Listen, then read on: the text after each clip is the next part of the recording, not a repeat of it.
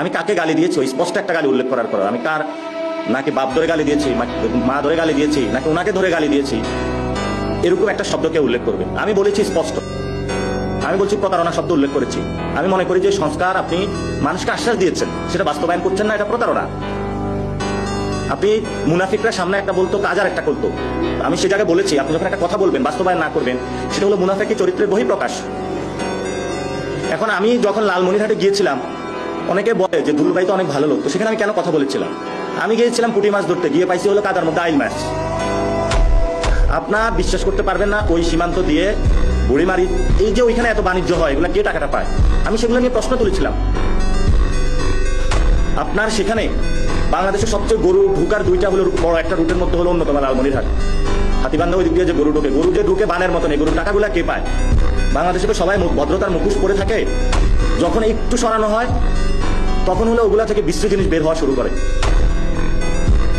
এখন আমাদের সমাজে সবাই বলে চোর, বাটপার, ডাকাতি হয়, কে করে ওই নামটা আর বলে না।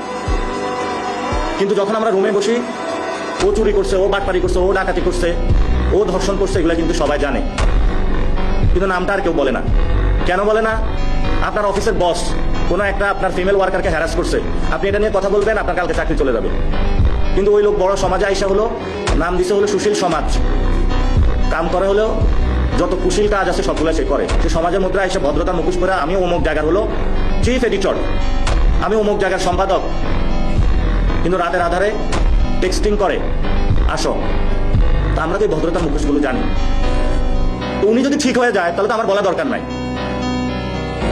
আর যখন আমরা কনস্ট্রাকটিভ হয়তো বলার চেষ্টা করি, তখন সরকার সেখানে দুই একটি শব্দ নিয়ে হলো শুরু করে। আমি অসংখ্য ক্লিপ দেখাইতে পারবো আমি যে কথাগুলো বলেছি। আপনি হলো ওয়েস্টমিনিস্টার তো আমরা ফলো করি, ওয়েস্টমিনিস্টার আপনি ফলো করবেন, যেই কোনো দেশের পার্লামেন্ট ফলো করবেন। পার্লামেন্টে প্রধানমন্ত্রীকে যেই ধরনের কোশ্চেনের আওতায় আনা হয়, এটা তো বাংলাদেশে কোনো কেউ সাহসও করবে না এই ধরনের। তো উনি একমাত্র হলো ভুয়া পিএইচডি দারি মাহদি আমিন। ওনার পিএইচডি কিন্তু আমরা বের করে দিয়েছি, ও ডক্টর না, ভুয়া। তো এই ধরনের যদি আমাদেরকে শিখাইতে আসে, আমরা কি পড়াশোনা করি নাই?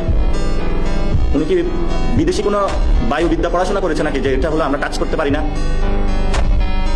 এখন জনগণ অলরেডি স্লোগান শুরু করে দিয়েছে মাঠে। মিরপুরে আপনারা দেখেন নাই জনতা কি বলেছেন? তো জনগণের প্রশ্নের আওতা হয়তো আপনি আমাকে কালকে, ঠিক আছে আমি রয়েস হয়ে বলবো আপনাদেরকে, আপনাদের যদি এত গায়ে হলো আঘাত লাগে, কিন্তু হলো প্লিজ মাপ চাই, এই ধরনের শব্দ বললেন না যে আমি গালাগালি করি।